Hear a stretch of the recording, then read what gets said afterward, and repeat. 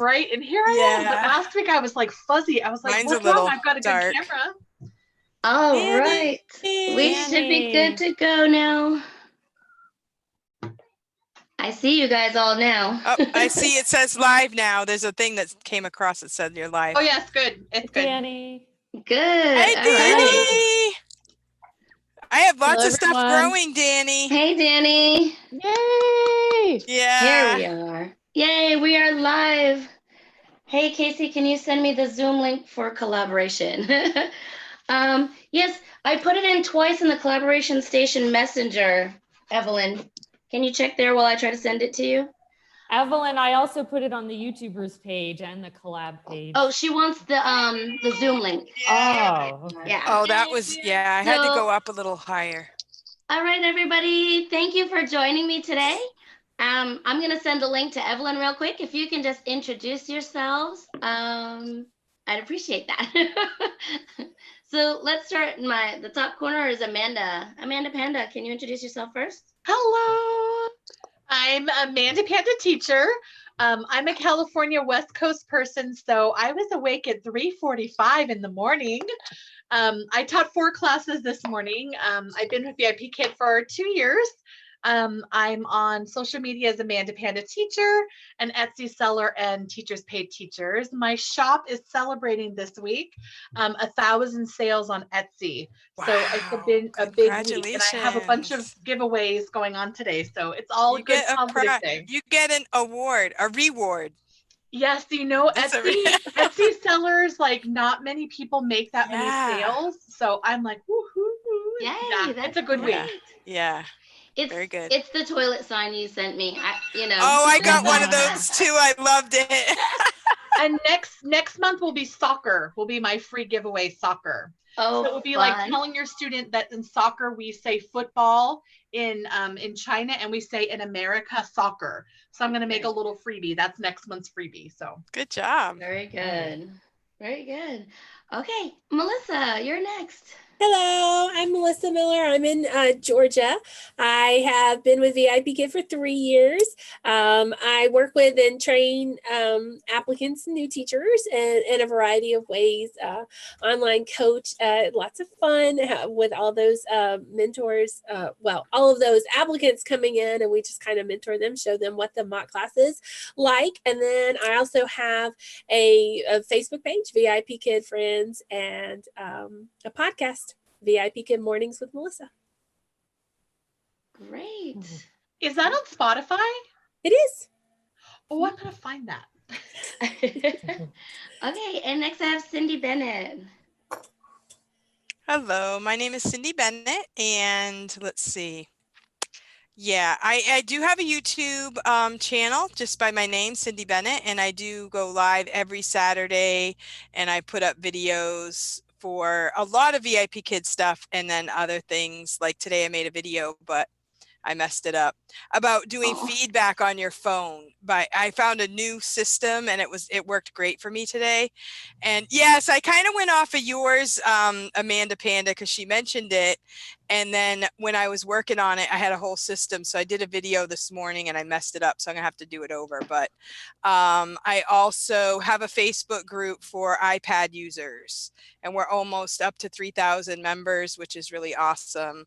Yeah, and it's great. A lot of people use it for a backup, and a lot of people use it to teach. And a really awesome part of it that I never really expected was a lot of people use the iPad all over the world. So I have met people and talked to people all over the world just because of the iPad group.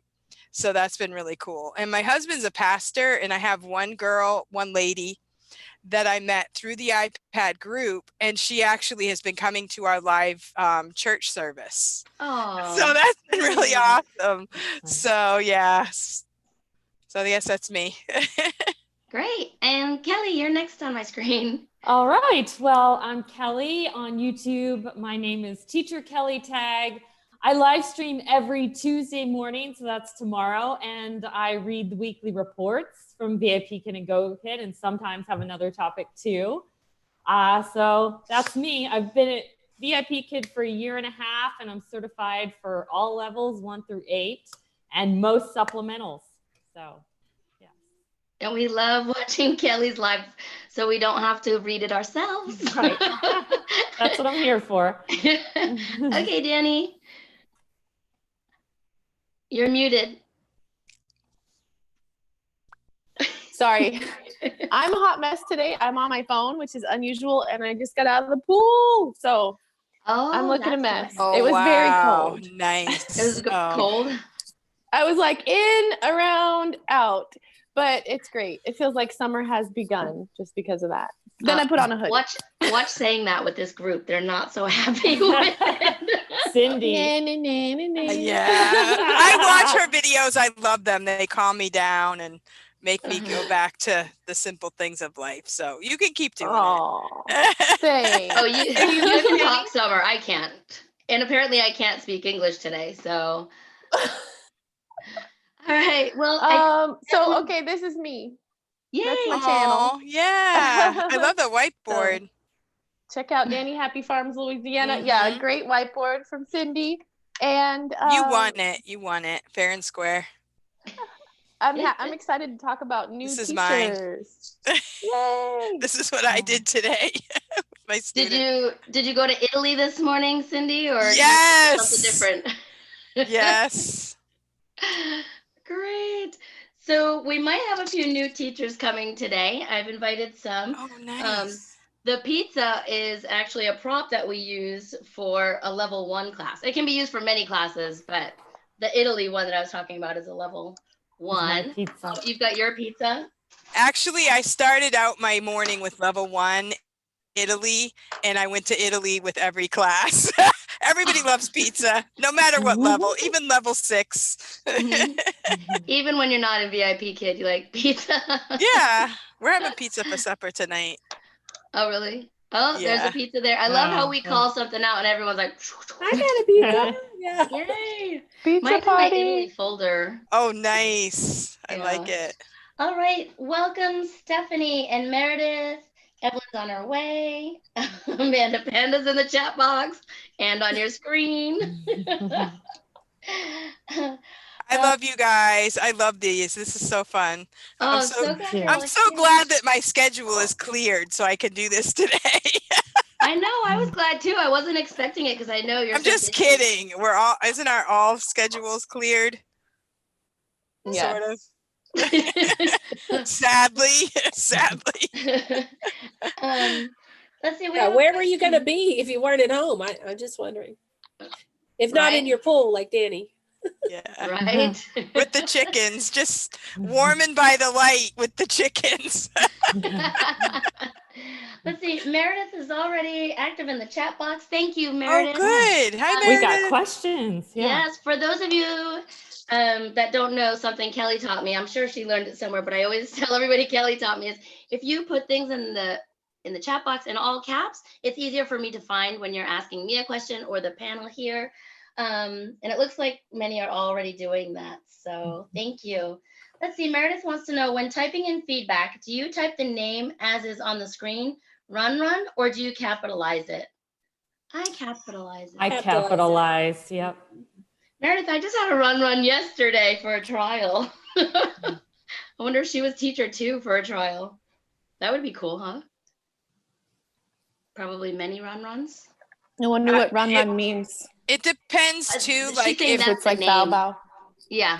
if in the class they told me a different name, I try to put that different name. Mhm. Yeah. But if it ends up being a Chinese name, I just use the name that was on the screen, because sometimes I don't really like to try to spell something I can't. Well, like on the screen, it was you know. RAN space RAN all lowercase, and she wants to know if you would write it like capital R lowercase an, capital R lowercase an. Yes. That's the way I do it. We're always teaching English. Even if the learning partner or whoever the salesperson spells it wrong, like I have an Ariel that's AIREL, so I type AIREL, even though like she should be the Little Mermaid. Come on, AIARIEL. Come on, fix your name. But so yeah, whatever name is the official name, that's what I write.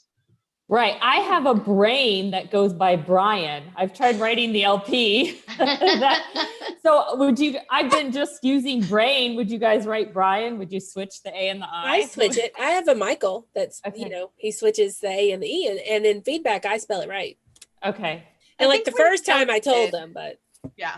When you know the kid in there, you're regular, and you know that it's something that the VIP kid needs to fix in the system, no big deal. But first, initially, when you're a new teacher, first meeting the kid, I just go with the one that VIP kid wrote.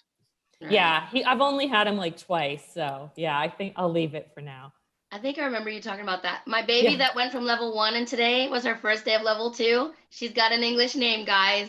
All right. I've had her 70 something classes and she's never had an English name. So her name is Helen. And every time I said Helen, she laughed until she cried. It was so cute. So, okay, when there's a blank in a sentence, do you say blank or do you read the sentence with the correct word and then let them choose the word on their own? Wow, Meredith, you've got some questions starting off. I don't even think I introduced myself. Can you repeat that question? Of course. So when there is a blank in a sentence, do you say blank or do you read the sentence with the correct word and then let them choose the word on their own? I let them choose on their own. So I see what they can do first. If they can't get it, I tell them to come back to it because usually they can eliminate the other words, especially in assessment. I was like, if you don't know, go to the next one. And yes. Most I think she's asking if you say blank or do you say, I pause. I say the girl shirt. I pause, yeah. Me too. Yeah. Good. I wouldn't say blank. That could really be confusing, especially. I think adding that word blank is an instructional word that would confuse kids and make it they don't understand. So I use my shoulders and I go, so they know like good. Like they can fill in. So I think that's my look all the time. And it depends on the child. Like some kids have done this enough, like even the younger kids, that they know what to do. So I just kind of be silent. But if I feel like they really don't get it, sometimes if it's a drag and drop, I might say the word and then they can find the correct word. So it might depend on the level and what the kid is capable of doing. Yeah. Sometimes I read it with all the words, like, does this make sense? No. Yes, I've done that too. Depends on their level. Yeah. So hey, they can tell by your face which one's right. Sometimes. I think I got a pretty good poker face. Not really, not at all. I always go. Yeah. Evelyn, you want to say hi and introduce yourself? Hi, I'm Evelyn, and I'm late because my husband is updating the computer. So I'm on the phone. What about the iPad? Yeah, my kids have the iPad, I think. Well, it's charging. Yeah. Had it. It's charging. I like how your letters on your shirt are way up here so they can be seen. Yes, me too. Speaking of that. All right. So welcome in the chat. We have 11 friends here in the chat. Thanks for coming. I know, great turnout. Today we're talking about new teachers or anything we can think of, new teachers, ways to help them. And we have a great diverse group of veterans. I think I'm the only one that's been under a year teaching here. We're here to help you, Kasie. You're always helping me, Cindy. That's why I do these. I learn something new and something to buy every time my mom needs. So, right? Yeah. Amanda Panda is part of the reason I shop.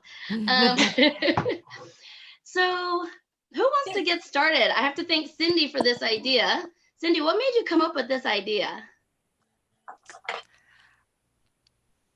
We've done almost everything else. No, I think that it's fun. I think the thing that made me think about it was it's fun to remember what it was like when we first started. Because I'm coming up on 2 years, it seems like just yesterday. But when I think about when I first started and I had no idea what ASL was and how to do it. And I would just watch videos and everybody around me was laughing at me and thinking I was crazy. And, but been a blast.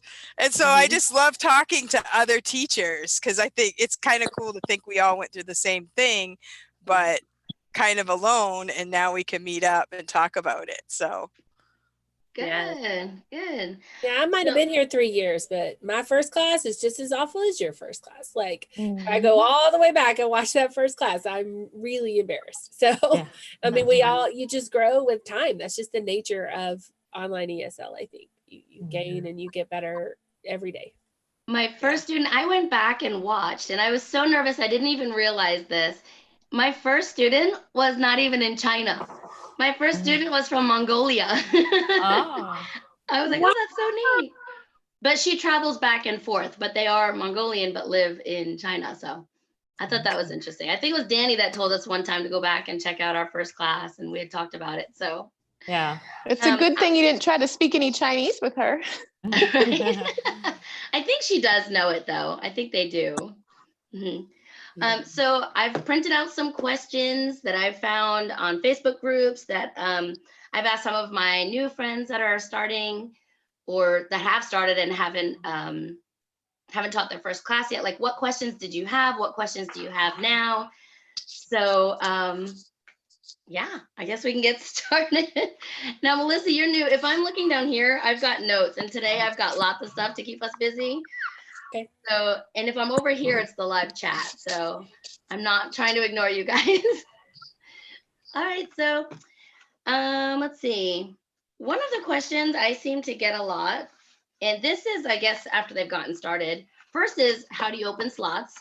Which that's pretty, not really much to go on that one, except we'll show it to you. Yeah, we'll show it to you. And actually, we did that video last night, my husband and I, trying to get it ready for today, but you know how that goes. So opening slots, and I feel like I'm starting in the middle instead of at the beginning asking this, but what can you do to get bookings?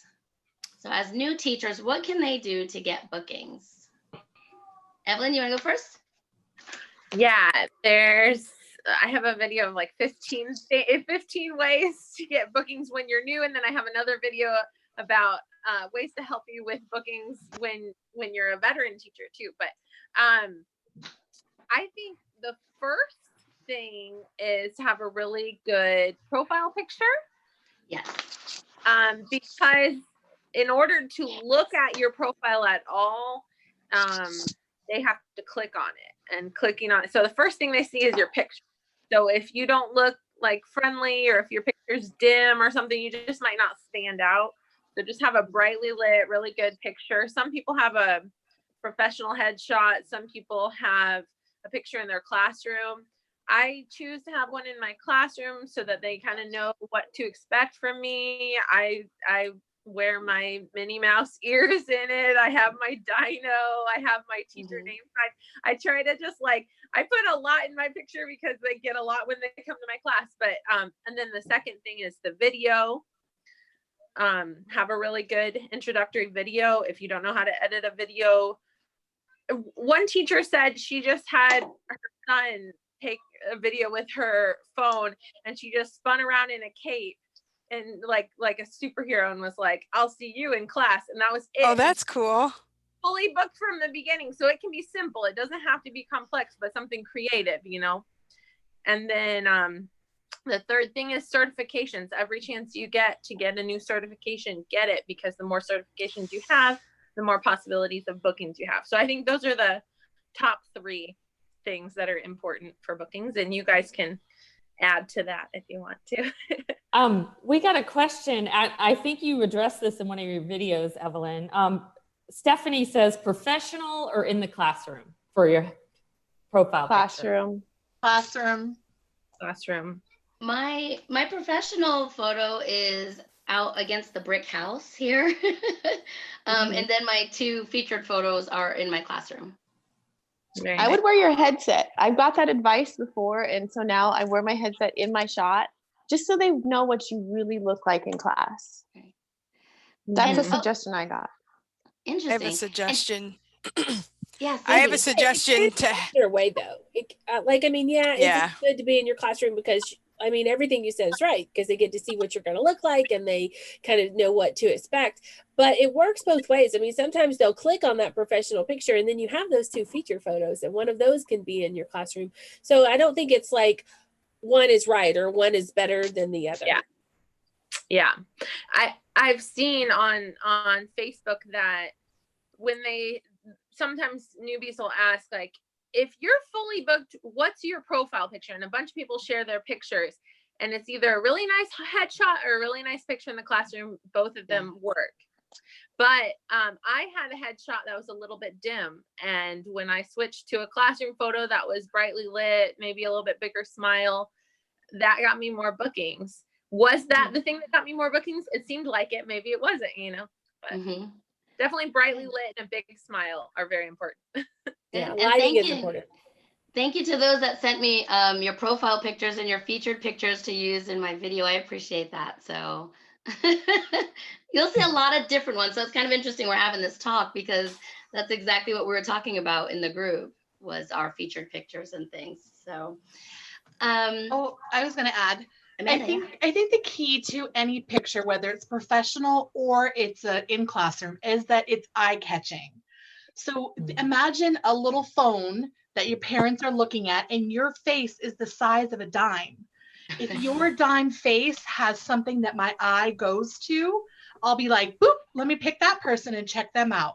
But if your dime face is just an every other face with nothing that is eye-catching, I think that's how I got bookings. So when I first started, I put a picture of myself a lot younger, because you see I'm gray hair, and I was like, oh, I want to be in my 30s in my photo, and being young, I'll get a lot of bookings, and I'm a professional teacher, and that didn't work until I put a picture of myself holding a cowboy boot that I used in class.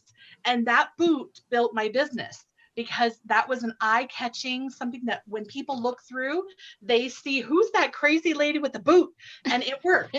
So when I do my profile picture, I change every season, every 3 months. In January, I had hung bao. So I had a red envelope in my picture, because what are parents looking for during Chinese New Year? It's all about the red envelope. So just know that you want an eye-catching, whether it's professional or not, something that really catches people's eye. And red is a lucky color in China. So one of my students told me when I had a red background, teacher, that is a lucky background. So I guess if your profile picture is red, great, because it's a lucky color. Yes. And wear something other than orange, because they're going to be looking at 100,000 teachers in orange. I was just thinking that when she was mentioning that. I wonder, mine was like a bright purple. I wonder if that had anything to do with it, that they could see bright purple.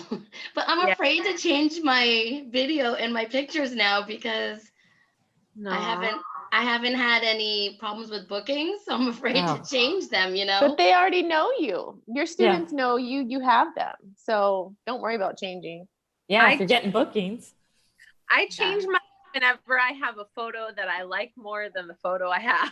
So maybe it's every 3 months, maybe every 6 months. But when I have when I have like my makeup done, I like how I'm looking, and I take a nice picture. If I decide that I like that picture more than what I have as my profile, I'll switch it up. So. I was gonna say what Mrs. Amanda said, that to do something eye-catching, like I've taken one with dino, or you could use some other type of animal, or like right now mine is like my Facebook picture. I have like this butterfly scarf and I have a hat on. I did that for like the new year. I don't know if that's going to be a good year, but we might want to skip over 2020, but it had like the year on it. I was excited in January, but so I do switch it every so often, because I think the students kind of like it too. Like, I think the students, that even your regulars would like to see you in a different picture or in a new video or something like that. So, but one other important thing is that they have to approve that. If you send a picture, somebody at home office has to see it and manually approve that picture or that video or whatever. So you are kind of putting yourself in front. So when I get That's new true. supplemental classes, Yeah. I'm going to change something because I want the LPs who can book those classes to remember teacher Melissa, right? So that's one reason to do it. And like when people are having trouble getting bookings, I'm like, change your pictures, not because anything's wrong with your picture, but because Yeah, you're that's putting true. yourself in front of the company. Somebody's going to see you.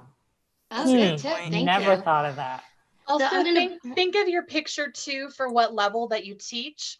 So if you're certified when you first start and you're like a level 2 and 3, you don't want a studious, like, I'm a professional teacher with my professional photo. Some of the True. fun's got to be there if you're only Yeah. certified in level 2 and 3. For me, I'm a 1 through 7. So my picture is me holding 2 popsicle stick props.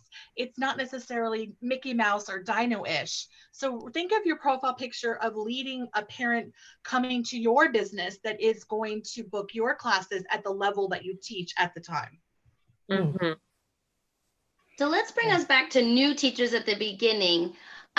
We have Melissa here. Melissa, so a new teacher just finished their basic info and their smart demo, and now they're going to head to you for what? For the coaching, right? Oh yeah, they're going to come to online coaching where we just kind of mentor them. It's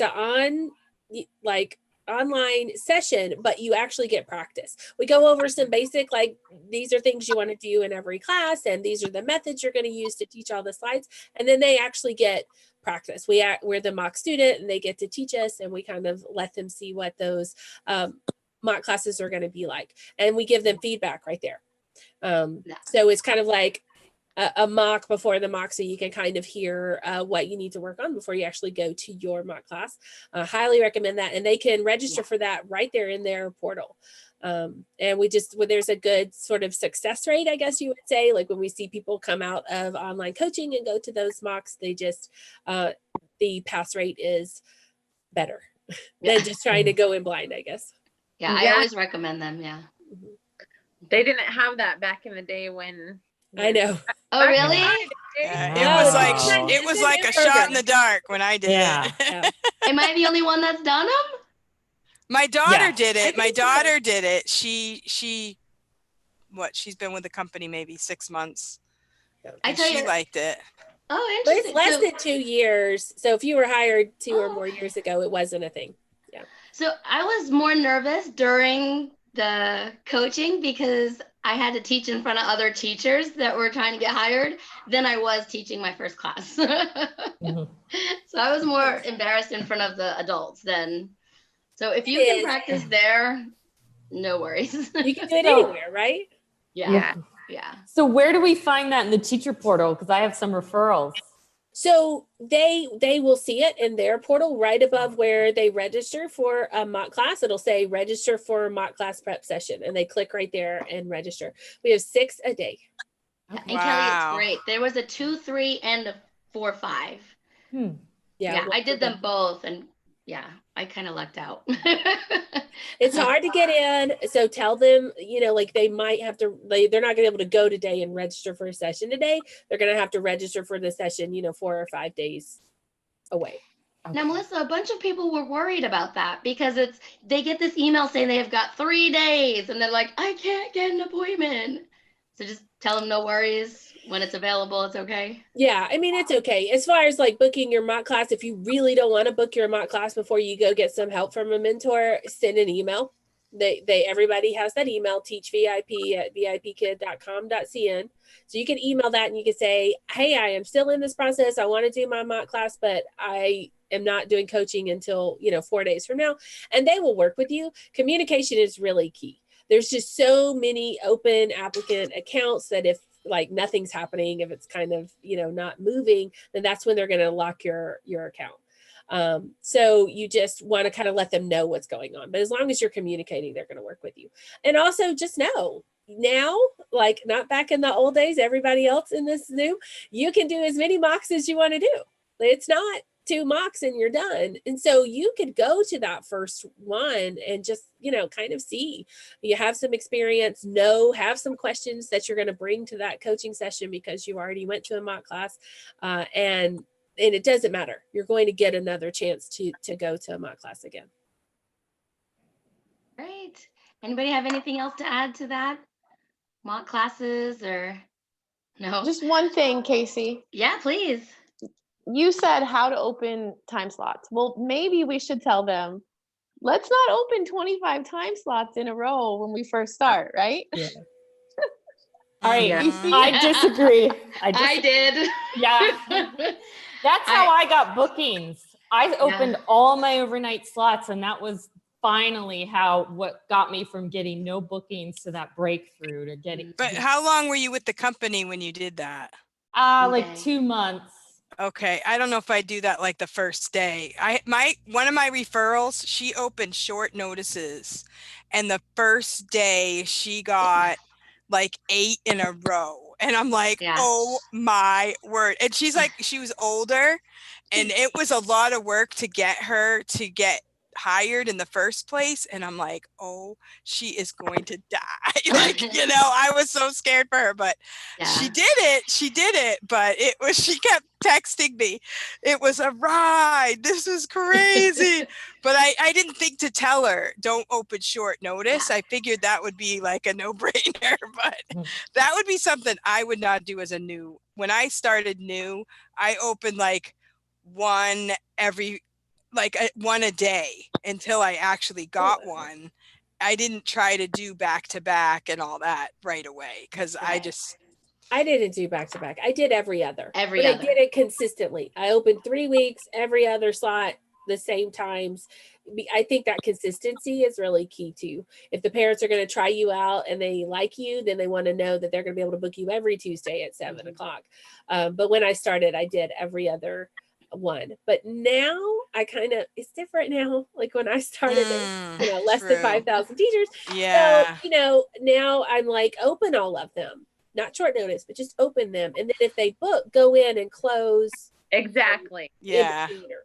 That's what I was gonna say. I was gonna say open as many as you can, but keep a close eye on it. If it books, close the slots around it. Yeah. Like right one before and one after. I got 6 in a row on Christmas Day. I started in December 2 years ago, 2.5 years ago, whatever. And I was so excited and nervous. And then I had a sick little one. My 2-year-old was sick. And I had a baby, and I had another little one and stuff. And so it was kind of a nightmare, because I thought maybe I could have my little girl, since she's awake, since my husband's taking care of the baby, maybe I can have my little one in the room with me and she can quietly play with puzzles or something. And she was screaming and clinging to me during class, and I got a class canceled by the fireman, and I had to take her down to Daddy, and I was like, I can't do this. So I learned the hard way by fire that you can't have your kids in the room with you at all. Yeah. Yeah, I'm glad Danny brought that up, because I was thinking about opening slots, but you're right about you have to really watch close. So for the first couple weeks, I did good opening every other one. But then after a couple weeks, we went for a walk. I came back, and Melissa's probably the only one that hasn't heard, but I ended up with 26 classes in 13 and a half hours. So I learned that way. Yeah, well, for me, I wasn't getting booked. Like I'd been 2 months in, so I kept just opening all night, opening short notice. I would close them when I'd go to bed. So then finally the Mid-Autumn Festival, they were all off school, is when I got fully booked. But I don't regret doing it, because I feel like it jump-started me to get bookings. I don't want to work overnights long-term. I did it for 2 weeks, and then I worked as hours I want. But for me, I recommend it. I mean, maybe like you said, if you're new, do every other or something like that. But I wasn't getting bookings. I needed money, and I was happy it finally started working. But like I said, I didn't want to do it long term. Yeah. Amanda, yeah. I was going to say, also, if you're brand new, make sure to take advantage of when you are brand new. So when you're brand new, a little banner goes over your profile and bumps you up in the feed of search. So I mean, don't open hundreds of slots like all the whole week, every single slot, because it is possible that you could, if your picture is eye-catching, you've got a good video to start, people are see your profile, you'll be bumped to the top and you can get full booked. But don't also not open any. So if once you're hired, you have a ticking time of like being bumped to the top of the feed when you're new. And then after those 2 weeks or 3 weeks, that's why you'll see a lot of people who are brand new will get some classes the first 2 and 3 weeks. And then after that, they won't get any, because then they're back in the big pool of everybody in the search together. So don't waste that time. And then what I did is book on holidays. So for, I was hired over Thanksgiving. Book on Sunday and Saturdays. A lot of teachers don't want to teach on those mornings, but don't rely that you're going to be able to be a brand new teacher and open PPT slots when everybody else in the world is opening 8 p.m. our time, or 8 a.m. our time, and 8:30 a.m. our time. Everyone in the world has that slot already filled. You got to open all the overnight ones and random weird times to kind of do a Friday overnight, do a Saturday overnight. So it's all about doing different things to pull in kids when the competition is not so high for slots. Exactly. Amy Lou suggests open those slots the first 2 weeks, set at least some PPT times to short notice. Good. Yeah. Good tip, Amy. Yeah. Thank you. Been very, very rarely, occasionally there has been someone who's a newbie that said on Facebook, help, I opened all my slots and all of them booked. Look at this. And it's like a block of all green. And I'm like, anybody that's taught a lot of classes is like, that's not good. But people who've never had any bookings are like, that's amazing. It's scary. But also it's bad too. If you open blocks and blocks and you're not an experienced teacher, you can get bad ratings. Yeah. So basically you shot yourself in the foot, because you'll get a lot of bookings and then you'll get a 3 apple or a 2 apple, and then your participation rate goes down, and then woohoo, you get nothing else. So I think there's a fine balance between what's rational that you can do and opening the slots that you can. So I would open a bunch of weird times every other slot if I was brand new. I would work Friday nights. I would work Saturday nights. I would work Sunday mornings, Saturday mornings, sacrifice for a couple weeks until then you get the bookings that you want. Now I can open any slot and my regulars follow my schedule. That wasn't like that when I started. So you have to develop that relationship and put in the fire, but don't fire yourself and burn your life down by getting bad ratings. Exactly. Isn't it funny? So many of these topics are subjective when you're talking about new teachers. Profile pictures, this or this, both are good. This, can see things both ways. Yeah, Cindy. Well, it's because we're talking about our experience, but also the experience of others that we've heard. Right. I didn't get fully booked right away, but some people have. So we have to put that information out there because their experience might not necessarily be mine, Yeah, so. I agree. Yeah. I think it's interesting because if it was the same for everybody, we'd have nothing to talk about. Right. That's true. Yeah, I just wanted to say, when I first started, when everything that I read and watched on the videos, I thought I would get hired, open my slots, I would get bookings, and it would be like the kids are there, they want a teacher, and I open a slot, I get a student. And I didn't realize right away, well, obviously I figured it out right away once I got hired, that now you're an independent contractor and you need to attract the students and you need to do this. And I was a little bit intimidated because I felt like I saw so many talented teachers, and I was like, so now I have to compete with all these amazing people. But I just kept my head on my own project, and I just looked at what was average for everyone, and sometimes people will report, within a week they were fully booked. Sometimes people will report they don't get any bookings, but averagely it does take a while. You might get, like for me at the beginning, I didn't really have a frenzy. I would open my slots. I didn't get any students, but then throughout the week, I would get booked like 2, 3, 4 each night, or a couple nights a week or something.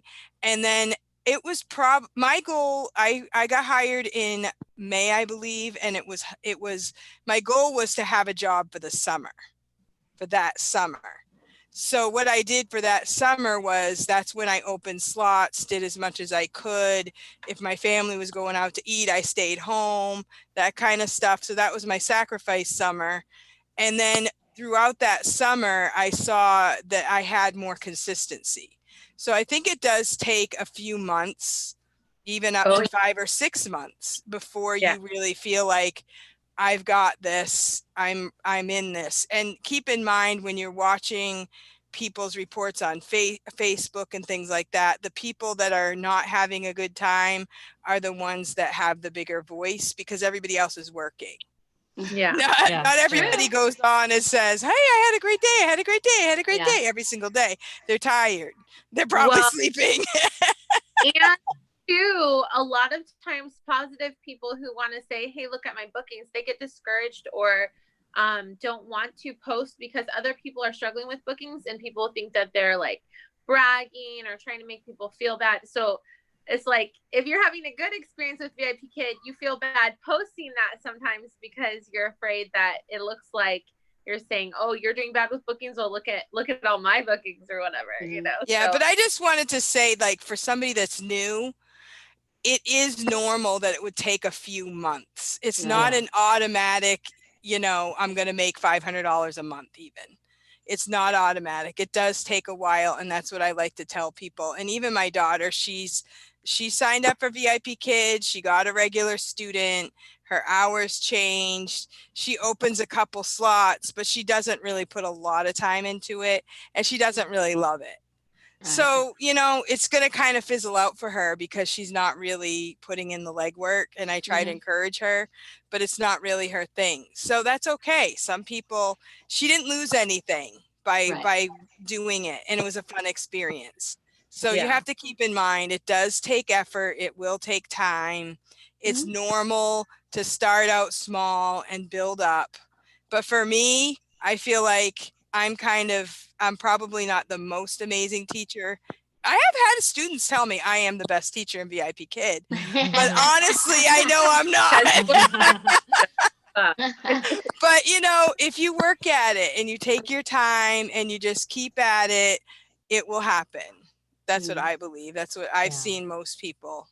We are all the best for someone out there. Right. Yeah. I mean, there's someone, we fit someone, all of us. So, okay, let's see. Here's some questions that I received from from someone that's actually thinking about teaching.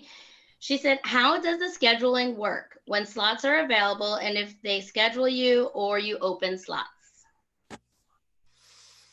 So anybody want to touch on that one? You open and then hopefully they book you. And then once you're booked, don't cancel. Right. The company doesn't book for you. Right. The parent. Yeah. So like when I tell for people when they first start out, I will tell them to open 2 weeks in advance, try to open the consistent times that you are available, but they can book within this current week. They can book like our Sunday night, midnight there, Monday afternoon. But if you're new and you see everybody getting a frenzy, you might not get a frenzy at the beginning. You might just get booked for the current week. So you open them and you open the following week to show them that you're going to be available. And then they can, after your class, like for today, I had all of my students for today are booked for 2 weeks out.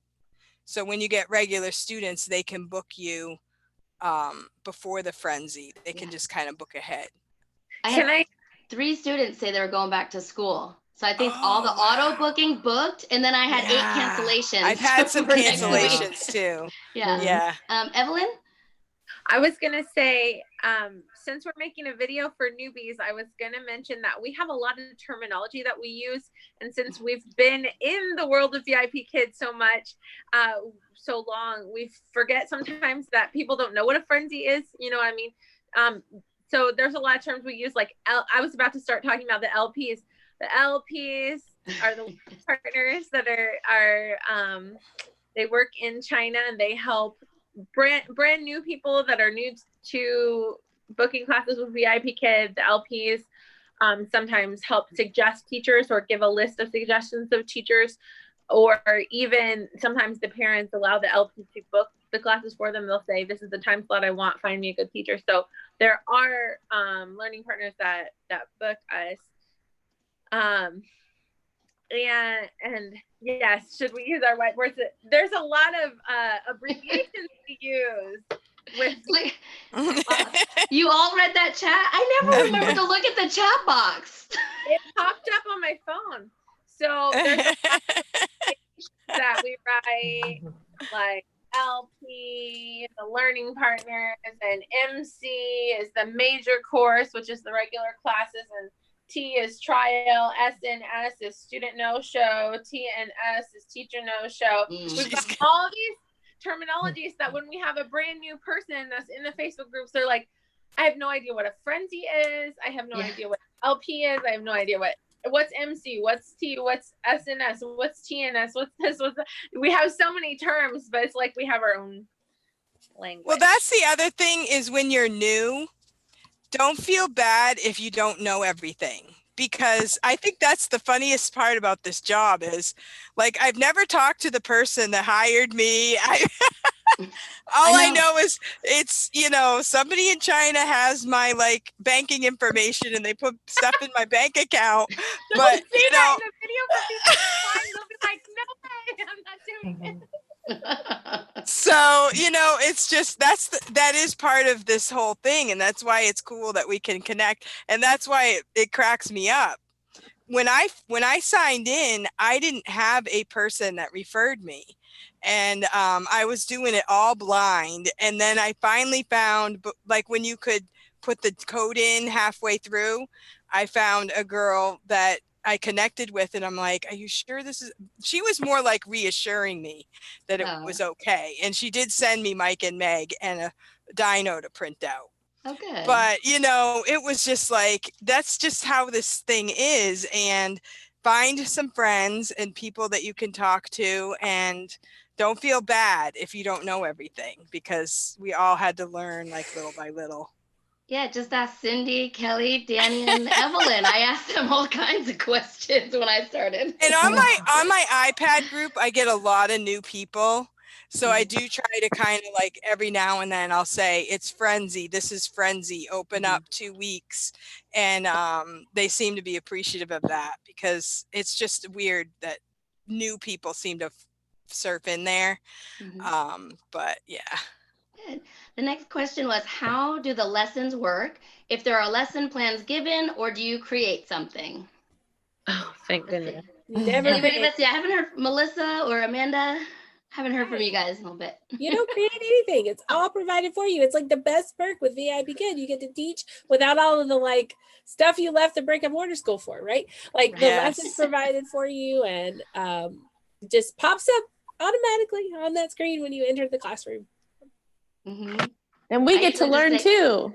Yeah. Right. I did rocks this morning, like igneous rocks. And I'm like, do you know about rocks? Good, because I don't. No, I didn't. I don't like rocks. I have a rock collection. Oh, we're so opposite, Kasie. I live in the Granite State, so that was my contribution. We live on a rock. Ellie and I are yin and yang over here. Yeah, Amanda. Oh, I was gonna say, and so the curriculum is provided, and we do get the lesson slides, but what we get to do as a teacher is have our own style as we present the material to students. We can supplement and extend the material and customize the lesson. There is nothing like teaching one-on-one. It is the most powerful, most amazing way to teach. So you get the curriculum provided, but there's so much more that you do with the curriculum once you're experienced and practiced. Yeah. I mean, just talking about the pizza prop, we had like, I don't know, 5 different pizza props up on there. We can add our own kind of pizza, our own kind of props. This is all my food. I change out my apple every week or so. Pizza. Well, it's also small. My food's so big. Yeah. Well, I have bigger food too, but this is fun. Mine's small. Mine's medium. Oh, hot dog. Nice. Okay, the next question is how many students per class, which I think we've already hit that as it's one-on-one. Amanda's eating her props. That's the best part. When you eat the props in class, the kids love that. Yes. There's lipstick on this pineapple. Lipstick on everything. And I thought this was a good question. She wants to know, and I think this is different for new teachers and veterans, I think. So do you rely on regulars or is it random students every time? Regulars. The regulars are the bread and butter of this business, but you want those new classes. You want the new students coming in, and then you're gonna work really hard to make them your regulars. Like you want your regulars that are your bread and butter, but I also make sure that I have some new students every week too, because like Sunny, I teach her 7 days a week. Well, if she all decided not to take classes, or that's a lot of money if she stops taking class every day. So I want to have those other students that I'm also fostering that relationship with that will take her place if she happens to quit taking classes. Yes. Yeah. Every new student is an opportunity to become a regular. So you can multiply that 1 into 100 classes, right? Right. Yeah. Well, that's something I did to change it up for me a couple months ago.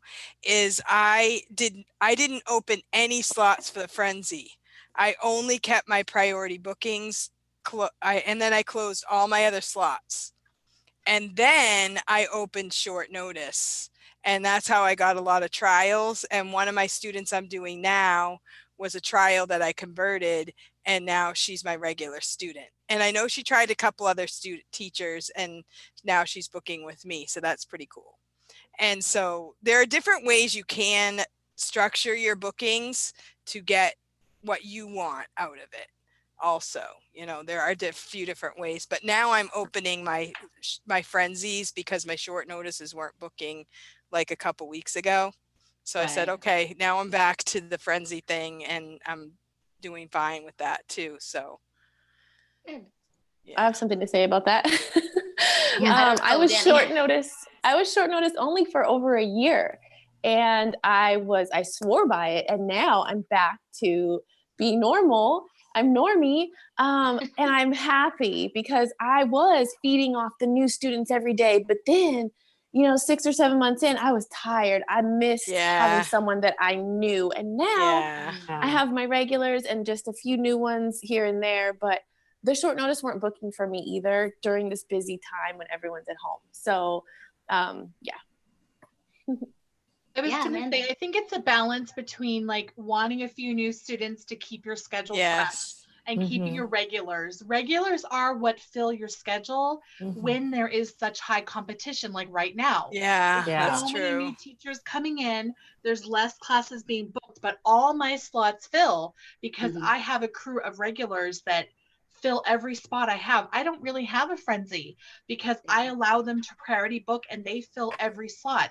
They don't want to lose their spot because they can't. But then over the winter, I did do short notice PPT times only. So I told my regulars, I'm not going to allow priority bookings for the short notice for the PPT times. I'm going to do short notice. So I enjoyed a little bit of extra money, but I just switched back. So now I take priority bookings. So it depends on the season of the year.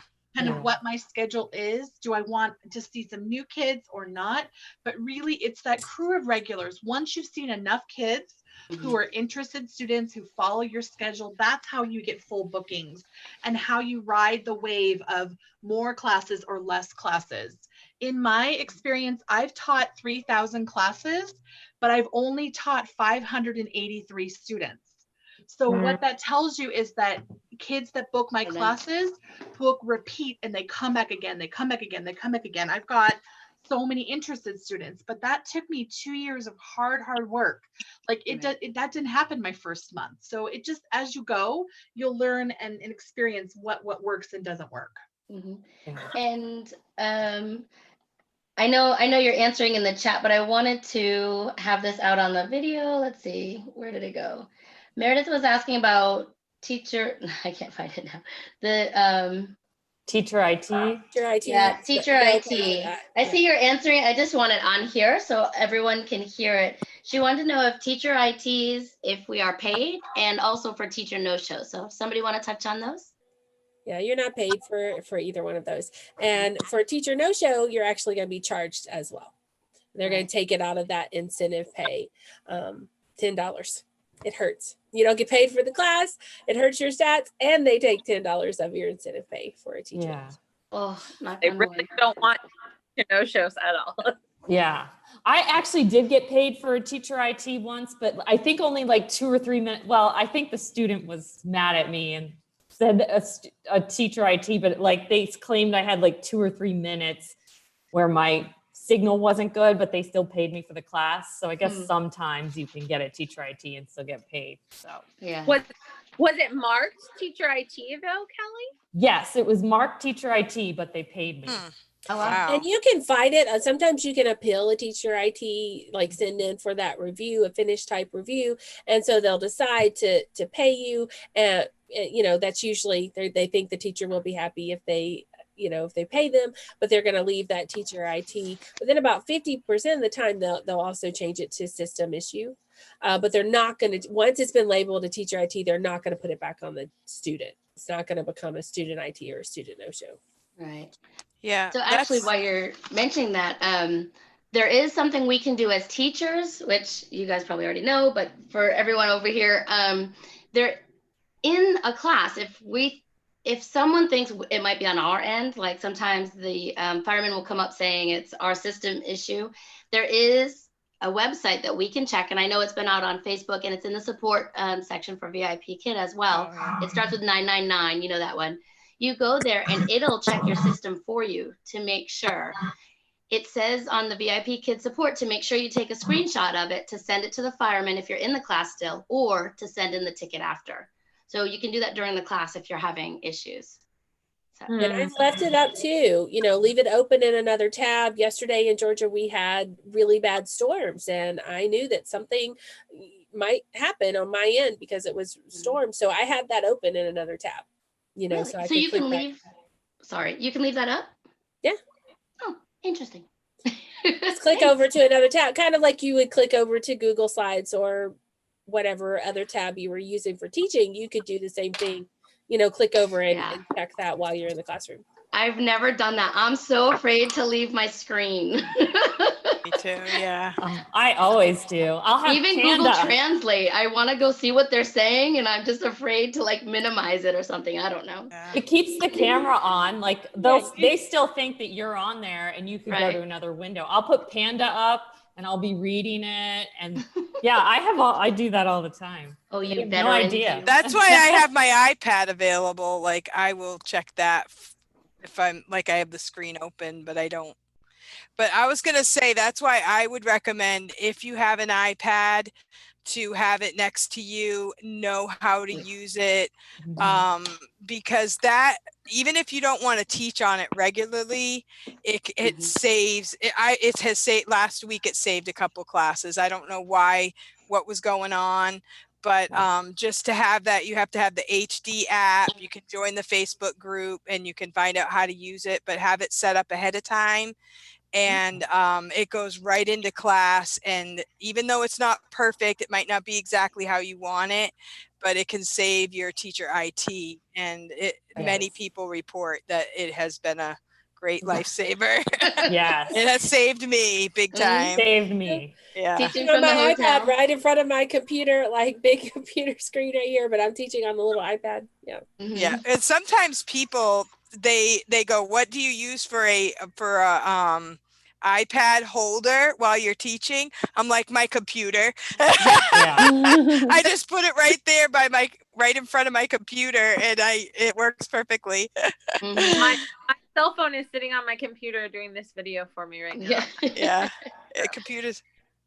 Yeah, Amanda. I wanted to add to another misconception about teacher IT is that it looks good on my side. Everything looks great. I can see the student. It didn't interrupt the class. What we don't see is that our internet speed and what relationship of our house to the internet and back and forth can really cause an unstable signal on the student's end. When I first started, I'm right now in my office in my upstairs corner, probably the farthest part in my house from the router, and I was using wireless. And I would have unstable signals when I first began, my first couple months. It wasn't great until my husband got a 100-foot cord Ethernet that connects my computer. If you're relying on wireless, you are risking a teacher IT. You can't see on the student's end what they're experiencing, and the best way and the most stable is to be wired. Even if your computer doesn't have an Ethernet jack, you can get a toggle. It's this like little thing that changes over that can connect it through USB. It is the most important thing I think that you can do in the classroom as a new teacher to make a signal. Yeah, Danny's got one. Danny's showing now. All our veteran teachers I use one. Wi-Fi, like, or not Wi-Fi, are using wired. Oh, absolutely. Wired. I thought Amanda was saying all veteran teachers have their props ready because Danny was there with her her Ethernet. Should not say that I use Wi-Fi then. I use Hey, Wi-Fi. Listen, my Wi-Fi, I'll plug in. I'm plugged in, but sometimes it gets bad and I turn it off and turn my Wi-Fi on and it's better. So it's good to be able to switch if you need to. Because my Yes, internet, that's true. I'm in the country. It's whack. Yeah. Mhm. And then I'm in a closet. having, And I have a 40-foot, not a 40-foot, I have a 100-foot cord that goes out of my closet and rolls around the baseboard, till we get to that router. And I would not teach. I did maybe the first month I didn't have it. And then you learn your lesson.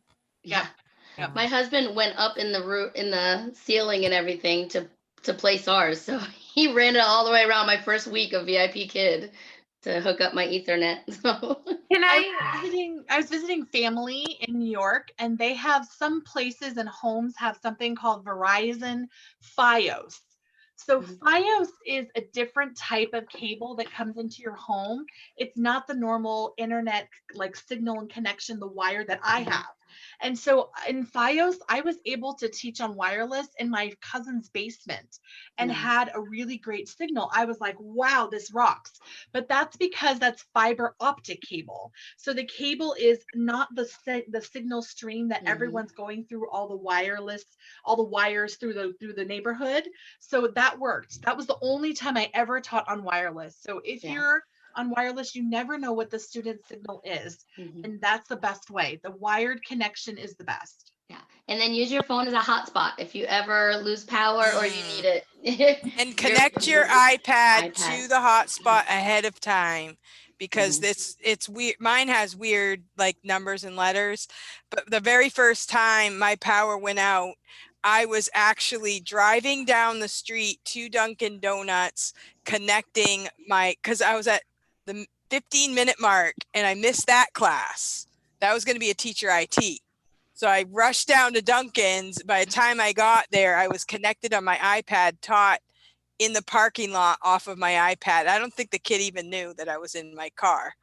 So, but if I had it set up ahead of time, then it would have been a lot less stressful. So that's why I say, make sure you have a plan B, a plan C if possible. Yeah. Hello, Laura. Thanks for coming, Laura. And let's see, I know she came a little while ago. Amy Lou, thank you for putting the website on there. I wasn't sure if we were allowed to share it, but I guess you have to be logged into VIPKid to use it. So Giselle, welcome. Thanks for coming. And I almost said friends. You can tell I'm a kindergarten teacher. Hey, friends. I found this new teacher checklist, and I thought it was something we should probably mention here. Stop me if you have anything to add, okay? So VIPKid recommends before class, check your teaching equipment, of course, your internet, test your microphone and things. Now, though, you can only go in 10 minutes before the class. Is anybody else worried that they're going to run into their student and their student's going to want to start class? No? Yes. Okay. So it used to be we can go in earlier, but now it's 10 minutes before class. And it talks about having a backup ready. So that's neat. Check your teaching environment. Are you creating a warm and inviting classroom?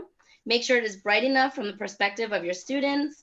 Don't forget to decorate your classroom with rewards, mascots, realia, and printables. I know Melissa was talking in the chat about the maps. I would just be careful of your maps. Danny. Kasie. Yeah, they provide maps to print in the portal. So I was answering Meredith's question, how you find that in the library. But yeah, you just want to be really careful, especially with China maps. But it's not that you can't use any other maps. This map is okay because Asia is all the same color. Everything is orange in Asia, so we're okay. But you do want to be really careful about that. But if anything, if anybody notices a map that it would be not approved, which basically just means it doesn't align with what they're using in the education system in China, you're going to get an email that says, hey, please use our maps. My email was from a Google slide. They said that the map was not correct. That somebody noticed the map was not correct. Yeah. But it was fine. I mean, they just let me know. So My map is okay because the whole world is green. oh, there you go. Danny. We don't wait, have you're muted, Danny. You're muted, Danny. I try to mute whenever I'm not talking, but this is how small. I got a phone call from VIPKid. But I mean, I thought, gosh, we're just flipping this. We're not going to see anything, right, guys? But no, I can't even see. Even then, I mean, you can see the different color. Let me go back to it. Of Taiwan, I think it is, right? Yeah. That's so Taiwan. Yeah, just you're never safe. Just use the right map. I use this one, but I if I hold it up, I'm showing this is where teacher Melissa is, and I'm hesitant to use this side now. I think it's the same one you have, Amanda, right? The squishy one? Yeah, I have that from the one dollar too. store. Yes, yes. But I saw somebody posted on Facebook. They got an email about this one. Yeah. So oh, really? Oh, wow. I use that for all my trials for the blue ball. I use this every class. Well, I guess just don't, hold it where China is. Right? Yeah. Where are you from?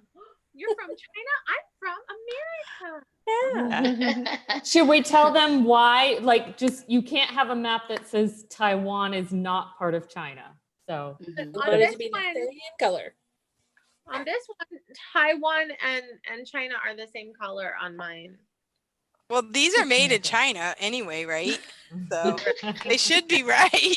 They're all made in China. Mine's 3 It should years be old. right. True. Made in China. And actually, I think it's more disputed land than just Taiwan. So there's parts of southern China that border other countries that are in dispute. There's there even a sea. I watched a video on it. There's a sea that's really close, like the South China Sea, that's also in dispute. So the way that the land is marked and mapped, that's what's in dispute, not just Taiwan. So it's generally just the whole area. So for me, like I show this as travel. So like I'll point out specific countries in like New Zealand or other things, but I don't necessarily use this to point to China. I have the approved map, a little card, and then I'll use that to show China to ask them what part they're from in China, etc. So I think if you don't emphasize the land in China, or you know what, I didn't know. This is a great map. Okay, I won't use it anymore. And that's what Nope, they just said a parent noticed. Yeah. So a parent noticed. Okay. So it said it was a trial lesson too, I think. Yeah, I use this for the blue ball every trial. So. Or for the travel one for the trial lesson. I used it for gravity today.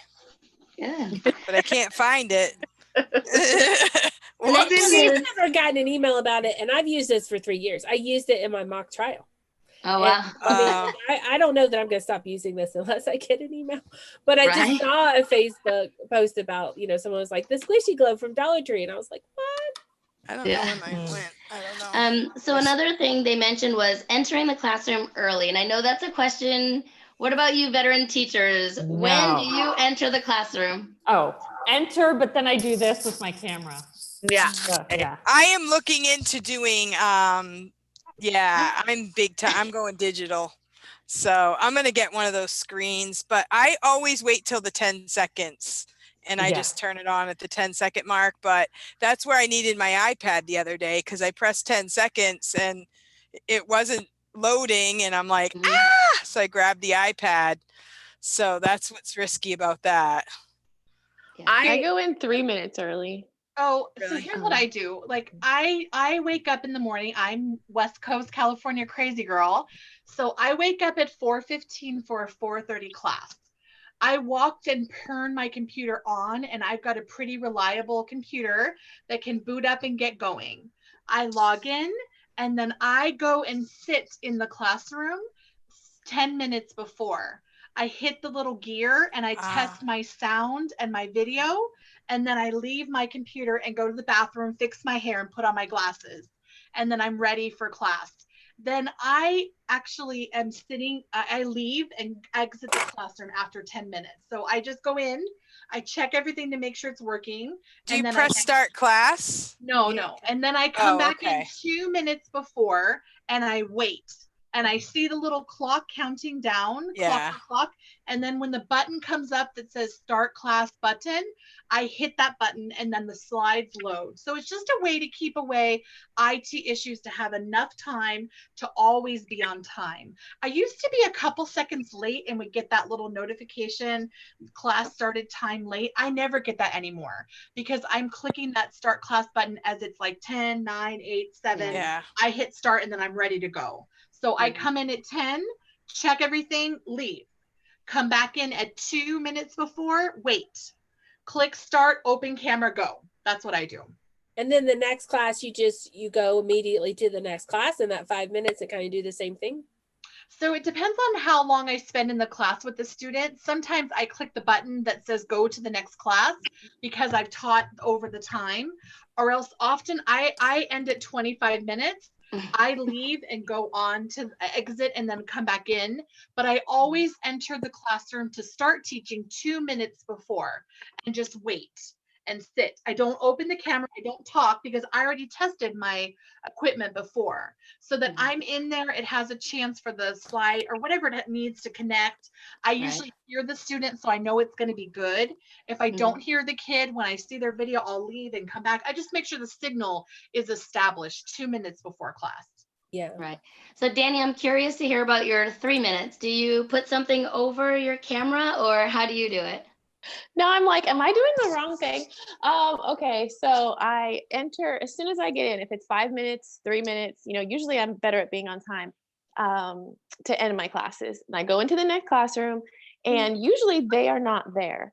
And sometimes they are. And every time, you guys, this is what I do. I click start class, close camera, microphone mute. And so the slides are loading. I can say hello, see you soon. And then I go to the bathroom and I come back and everything's waiting. Now, I don't know if it's bad to start class 3 to 4 minutes early, but I feel like, can they see our typing if we don't click start class? Because I want to say hi. Yeah, they can. They I think so. I So that's did it just what I today. do. I don't know. It works. I'm just all the time hitting the go to the next class because I am not a 25-minute teacher. You guys, I'm not. And so I'm glad, that's how I know I need to shut up and say bye, because that little orange button shows up and says, hey, go to your next class. And so I'm always clicking that. So that's why I was asking Amanda, are you checking that stuff before every class? Because I don't have time to do that. But she doesn't either. So. Yeah, I think for me, it's the very first class of the day, usually, if it's my equipment or something with me. And if I'm going along, it's fine. I have one student that loves to play with his camera, and that's really annoying. But yeah, Laura, he's like 3 to 4 times a week. I'm like, seriously, come on. So yeah, Melissa Laura was talking about she said in the chat box, you're not supposed to start class until 00, and that's right. Yeah. But where you could still click start just to make sure everything's loading, but you're not really starting to teach. That's what we're talking about. Not before that time. Yes. I was going to second what Danny does. I arrive 5 minutes early and I click start class and I close. I used to have a camera cover, but I misplaced it. But I closed my camera and because one time I had a class that had 65 interactive slides and it took 5 minutes for all the slides to load. For the first 5 minutes of class, I had to extend, and then I had to go really quickly through. So anyway, I like having all the slides loaded before I start class, but I start teaching at 0, 0. Yeah. To answer, Giselle wanted to know how we all have energy without naps. I tried to take a nap today, but I didn't fall asleep. I had a nap. Did you? So I go to bed early. I just go to bed super early. and go And to bed Giselle, early. you know, in our Hi. chats, I have my friends with the blue wrenches that help keep those people out of the chats. And the Zoom calls are password protected now. So they can't get in without the official link and stuff now. Good. I think everyone's confused what we're talking about in the chat. We're talking about like when you hit start class, not actually when we're starting class. Yeah. So they're all saying, oh, I thought you The weren't. countdown's going to continue to count down to 0, 0. It's not going to automatically start at that 01. So Yeah. it's okay if you click it. It's still going to count down to the actual start time. It's going to start recording you. Yeah, Is what's that's true. happening. Yeah. That's why you put up that screen that Amy's going to make me, or you cover your camera or something like that. Yeah. Yeah, I want a camera cover too. I think that'll be fun. Kasie, I have a prompt. I don't know if you're already going to do something like this, but can we all think about this for a little bit? Oh, yeah. Okay. Okay. Back, I tell myself. All right, and if you have an answer to that, put that in the chat box for us too, so we can see what you say too. If I could go back, what would I tell myself? Okay, Laura said, please let me know what all of your favorite AR stickers are to use. Who's got favorite? That's a good one. Meg and Mike in the unit assessments. I'll say, do you want to be Meg or Mike? And they say Mike, then they're Mike. Are you opposite? Yeah, I usually am the opposite. I'm opposite or dino. Mine's cake. Ice cream. When it's like dripping down. What do you think? Cindy, do you use them? I know on the iPad you can't. On the iPad you can't, but I do use my computer a lot now. I really like the dino saying goodbye, and I like the dino with the rainbow. But Evelyn had a great video at one point. I can't tell you which one it is in her collection, but he talked about how you can do the weather from the AR stickers. So I love that. So I always find a fall one and a spring one and summer and winter, and I use the AR stickers for those weather lessons, and that really helps. But most of my students don't like to wear them. Like if I put them on the students, they're always like kind of going like this. Yeah. Well, I use AR stickers depending on the student. Sometimes I use them a lot. Sometimes I use them not at all. If I have a student that's like ducking away because of the AR stickers, I don't put them on them ever again. But if I a lot of times with little 5-year-old girls who love princess rewards and love if it'll get them to pay attention the whole class, I'll let them be a princess all of class. I'll take it away if they're not behaving. But it's kind of like a way of drawing them in, and so I sometimes use that. So good. All right, good question. Let's see. Laura H said, Danny, I use the cake a lot. Yeah, I use the cake a lot. Oh, the cake that they're eating. Yeah. I use that one for eat. And there's one missing. I noticed the panda was missing. You have to scroll down. Scroll down? Really? I tried to find it the other day and I was like, where's my panda? Well, and it was up in the top, but it wasn't. Okay, maybe I didn't look hard enough. I didn't know you could scroll down through the AR stickers. I didn't either. Okay. Oh yeah, there's a lot more. The panda. Oh, wow. Okay. She said there's a lot more. I put the little silver tiara and with the snowflakes on the cheek, like your Elsa. They buy it. That's what Laura H just said. Some will ask me to make them Elsa. Amy Lou said microphone, princess, lion, elephant, and the cake. Oh yeah, microphone. Yep. Karen S said, yeah, she hates not practicing with the AR stickers ahead of time. I didn't know what to do, and then I Oh just yeah. played with them one time. The best time to practice is when you're sitting in a student no show, or if they're late, you just play with it. The firemen might write to you and giggle at you, but that's when I I've practice. done that. That's what I did at the beginning. And I'll sing too. Like I've yeah. heard that, you know, well, way back when I first started, that people would say the firemen hate country songs. So if you would play country songs, they would like say class is canceled. It's not that way anymore, but Oh, fun. I tried it a couple times. Let's see. We're muted, like so when you go to China and you walk into like where the firemen are in that building, they're all, they're sitting in front of 2 or 3 computer screens with the different classes, but we're all muted. Like they're not, Cool. they don't necessarily not really unless they listening. choose to come into the class. And I was gonna say, like if they see that button is pressed, then they'll come and unmute that. How many did they watch at a time? It depends. I mean, there was 30, I would say 30 at least. For everyone that when I was there, when I saw them working, it was at least 30.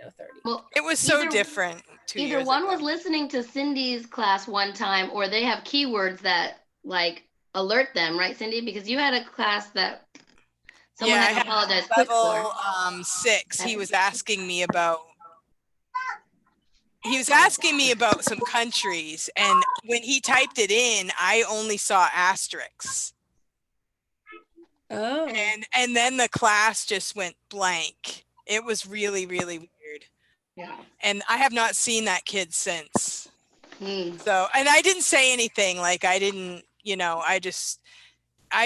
was trying, it was right when the, their lockdown started. And he was just really like, what's going on? What do you know kind of thing, which I didn't know anything. So that was good. But then when I went back to watch the class, the words were typed in there on the playback. Oh. Yeah. Yeah. So Laura, I think I've only had 5 student no-shows in the 8 months I've been teaching, but I have had many that were late, and that's when I practiced. She said, "Thank all of you so much. I do not have time to practice. I almost never have a student no-show." I think I have one class that he's always like 5 minutes later. The other day he was 17 minutes late. So Practice what? the AR stickers. Oh. Yeah, I think that's what she was saying. Yeah. Oh, Karen said she didn't know she could scroll either for more. Amy Lou, just jump in and use them. It's hard to go wrong with them. Yeah. They're just supposed to be fun things, I think. So VIPKid recommends, we talked about starting on time, teaching for 25 minutes. That's your job, 25 to 28, I guess. You can give up to the 5 stars for each class.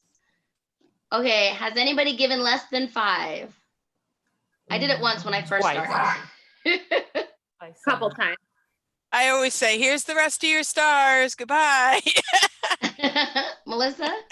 I have one time, and the parent left me 5 Apple reviews and apologized for a student, and I never saw him again. Oh. But in general, every class give all the 5 stars. Yeah. It's not normal to not give the stars. There are very, very misbehaving students where like I did not give all the stars for this particular class, probably my worst class I've ever had. And so it was just, I didn't do it, but all the rest of my classes, every class, I always give 5 stars. Yeah. So even I had if it's at the end, or go back in, like in class, let them think they're getting 2 stars and go back in at the end of your shift and give all 5, So I had a student take her headphones off for 5 minutes and say, "I know, listen to you." So I made sure I only gave her 4 stars, and I said, because I give them every 5 minutes, I said, if you had in the feedback, as if she'd had her headphones on, she would have gotten the 5 stars. They rebooked me. Yeah. I had problems with her again later, and then they gave me 5 apples and never booked, but they did come back after that class. But like Amanda was saying, it's a very rare thing. Like I've done it twice in my whole year and a half. I've never done it. So I've only done it once for behavior, and then like if they have an IT problem and they don't come back before I've given them all 5 stars, like if it's going to be marked student IT, I don't give them all stars. But if they're going to count it as a full class, then I would go ahead and give them all 5 stars. But I had a student who was a former regular of mine. She was pretty ornery, but she was refusing to participate in jumping on the bed, and she wouldn't participate at all. And I called the fireman. I tried everything, and anyway. Oh, sorry. I have to go. My baby's crying. Bye. Bye. Bye.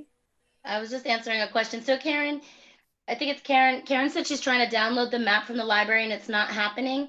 If you scroll down a little bit, there should be a button that says download to PDF, and you should be able to download it that way. Sometimes if it doesn't work, just the regular way. Open in a new tab, and then in that new tab, there's links in there to click the downloads.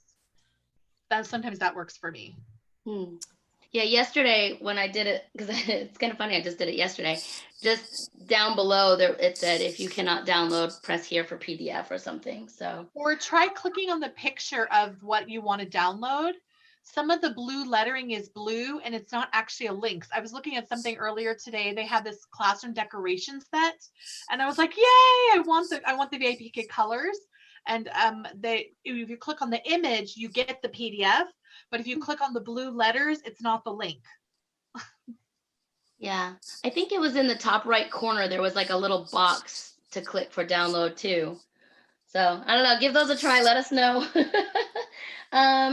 I think Meredith asked this earlier. Sorry, Meredith. I do remember seeing it. She said, new IMC level 1. Have y'all had problems? I'm scared to certify, seeing lots of problems on Facebook. I only taught one class with the new level 1, but I didn't have any technical problems with it loading or anything. So don't listen to Facebook. I didn't get level 2 for a whole year because I was afraid because of the things I saw on the Hutong and Facebook. Don't listen. Yeah, I'm not particularly partial to the new one. I taught a couple of them recently, but they did okay. But you cannot teach those on the iPad. But I would say say you're in a problem on your computer and you have to go to your iPad during that class, you can teach the class, just some of the stuff won't work.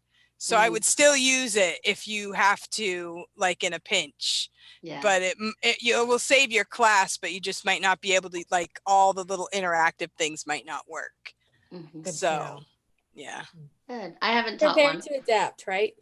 Right. I've had to adapt in every one of them. And I mean, I have a pretty good computer, solid state drive, 32 gigabytes, but it'll pop up the little message that the student's device is not capable of doing whatever. Right. So it's like, well, my phone is, here you go. Right. Interesting. Yeah. So Meredith, I think you just gotta try these. The worst thing happens is you don't like it and you can send in a ticket to get it removed. Yeah, I would say if you only teach from your iPad, don't bother trying to get that one. But if you have a computer, then like I tell the iPad users, if you only teach from your iPad, you're not really missing much if you don't do that class. It's not going to be like, you're losing VIPKid world. It's not that big of a deal. But if you have a computer, I just say certify for everything. You might get 1 or 2. Like, it's not like you're going to be filled up with them. Right. This is from Lucy West. She said she loves the new IMC1. They are working on a workshop for it now. Oh, good. Thanks for the info, Lucy. And the last thing on the list was submitting your class feedback unit assessment reports within 24 hours. So, but isn't it after so many hours, it's the pay is after 12, it's half pay. Yeah. It doesn't affect your stats, but you're going to get half pay. But then after, 24 hours, no pay, and it affects your stats. And they still that would give me a heart attack. Oh, it affects your stats if you don't do the feedback? At 24 hours. At 12 hours, they're going to take half of your pay, but your UACF submission percentage is not going to change. But once you get to that 24 hour, it is. Oh. I We're had all a like, half just pay. do it I as had a soon as half pay possible. last week for the first time. I had like 6 classes and I did half of the feedback and I'm like, I'm just going to take a break. I'm tired and everything. And I completely forgot to go back to it. So that was the first time, but I did it within 12, but I'm like, that stinks. Half pay. One class in 3 years, 5,000 classes. I did it in like over 12 hours and, spent the whole next like 24 hours wondering if my percentage was going to change, and it didn't. So that's how I know that. Okay. Aw, I forgot about that part. I never even thought of that. Did you get the email, Cindy? The email lots of times, the one they give you with the half. Yeah, rate. but I hadn't checked my email. That was like the one day in my whole life I hadn't checked my email. Yeah. I get I was those busy emails every planting day. seeds. That email saved me. Yeah, So it was there. Danny, you want to bring up your question again? Oh, do I want to throw my phone on the ground? Yeah. Yeah, let's not. Okay, I'm like connected to all these wires. So if I could go back and tell myself, I'll go first. Yes, please. You guys have heard this before, but there's 2. I would ask for feedback because I do that now. I just ask every time, and it doesn't hurt me. And the second thing is when you're building rapport, I was trying to tell them about me. This is me. I want you to like me. And I've learned that it's more important to learn about them, focus on them, make it about them, not about you. So that's what I would say. Good. Okay, somebody else next. Well, this is something that I did, but I say take a lot of workshops when you're a newbie. You learn a lot. So just take as many as you can. Did they have the new teacher kickoff workshop when you guys were new? No. I did that. I signed up for all of them. And there was a lot less workshops available for years too. Yeah, workshops are really important. I can't say enough good things about, like, I'm surprised that people don't. If you want to become a better teacher and get more bookings, you're a better teacher through workshops. No brainer. Yeah. I don't know. Go ahead, Cindy. I was just going to say, I just think that's the greatest thing that's how I went into it, was just like, if I never make $1, I'm learning something for free, and it was just a wonderful experience and I loved it. And I guess if I was going to tell myself at the beginning is definitely do it. This is going to change your life. You're going to love it. And because I haven't regretted a thing. I mean, I am tired because it is a job. It's work, but I love it. Yeah. And it doesn't matter how long you've been teaching. You go to a workshop, you're going to take one tip away from that workshop or one idea away from that workshop that you didn't have previously. I always get something out of the workshops that I go to. Let's go to a workshop, guys. Let's do it together. Yeah, that's what we should do. Collaborate on what workshop to go to. Yeah. Absolutely. I think Danny, Kelly, and I. Talk about it. Yeah. What's that? Yeah, that would be cool. That's one of the things in Nancy Taylor's course was go to a workshop and then make a video using your own words on what that workshop was about. So there's a little tip for you YouTubers, all of us YouTubers, I guess. So, okay. I'll go for Danny's question. Yeah. If I could go back in time, I'd tell myself, these are my first few months bookings. In November 16, December 23, January 50, February 80, and now I'm fully booked at 160 a month. Wow. So, hey, it works for you. You can do it. That's what I would say. Yes. And I have a master's degree in teaching, like in curriculum instruction, and 15 years of experience. And it still took me 4 months to get the booking. So if I could go back and I was a brand new teacher, I would less stress about getting bookings. And relax because it will come. And now I don't have to worry anymore. Any slot I open gets filled. But that wasn't like when I started. That'd be my best advice. I think I lucked out. I somehow started with the stars aligned because I could open my slots on the 8th and I was booked on the 8th. So I didn't know that people had trouble until I started reading in the groups, and then I don't feel like I had trouble though, because I didn't want to start with a whole bunch. Like yeah. I wanted to take it slow. So I didn't feel like that was a negative. I felt like some people, they are really scared to open slots. And they're Right. like, I don't know. Excuse me. But like Amanda said, she said, you've got those 2 weeks, take advantage of them. I think in August, I started August 8th. I think I had 45 I had 45 classes booked my first, the 3 weeks. And then in September, I was like, oh, maybe I could do 45 again. I ended up with, I forget, over 100. And I was like, what? So I had no idea until, recently. But did everybody get to go? I'll go. Okay. So I would just say not to take everything personally. When the student books a class, then they cancel that class. Or when you see something posted on Facebook, or even when you get like a 5-apple review with a little bit snarky comment, like don't take it personally. Like there's a lot that you're just going to have to kind of roll off your back and keep going. And most of the time it's not personal. Like I see it all the time. I taught this class at this regular, and then right after class, they canceled all of their future classes. Well, it probably is not you. It's probably something's come up in their life, or they need to change the time that they're taking classes every day. But I think it's hard as a new teacher not to just think it's you messed up. You did something wrong. Good advice. Yeah. Karen, Evelyn Joy was on her phone, so I'm not sure if that helps answer your question. But if you want to know what she uses for a camera, we will ask her. But she was on her phone today. Was someone just saying something? Oh, she's in the chat and she answered the question.